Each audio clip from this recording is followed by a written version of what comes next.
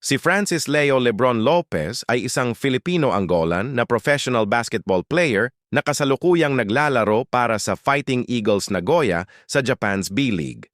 Kilala siya sa kanyang athleticism, high-flying dunks at depensa at naging UAAP Rookie of the Year noong 2023 bago tuluyang naging pro noong 2025. Si Francis Leo S. Lopez ay ipinanganak noong Mayo 17, 2003. May edad na 23 at taas na 6'6". Nagmula sa Manila, Philippines, may dugong Angolan, isang small forward, kasalukuyang koponan Fighting Eagles Nagoya, Japan B-League. Naglaro siya ng high school sa Augustinian Abbey School, Las Piñas, at La Salle Green Hills, Mandaluyong, Ateneo de Manila, Quezon City. Dito siya unang nakilala bilang top prospect. Noong 2021, pumirma siya sa Overtime Elite ngunit hindi nakalaro dahil sa visa issues.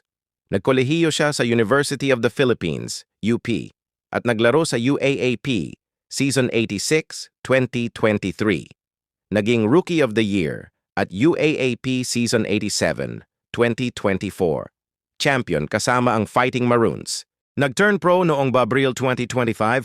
Pumirma bilang Asian import sa Fighting Eagles Nagoya. At may average 7.3 PPG, 3.8 RPG, 0.8 APG shooting, 50.3% FG, 26.8% 3P, 67.8% FT career high, 27 points versus Utsunomiya Brex, Nov 2, 2025. SEA Games 2021. Hanoi, siya ay gold medalist kasama ang Gilas Pilipinas FIBA Asia Cup 2022. Nag-average ng 3.7 points, 2.7 rebounds. FIBA World Cup Asian Qualifiers 2023. Nag-average ng 7 points per game.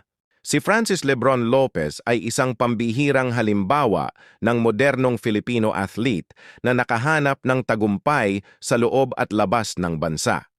Mula sa kanyang pagiging standout sa UAAP hanggang sa paglipat sa B-League, ipinakita niya ang determinasyon at kakayahang makipagsabayan sa mas mataas na antas ng kompetisyon.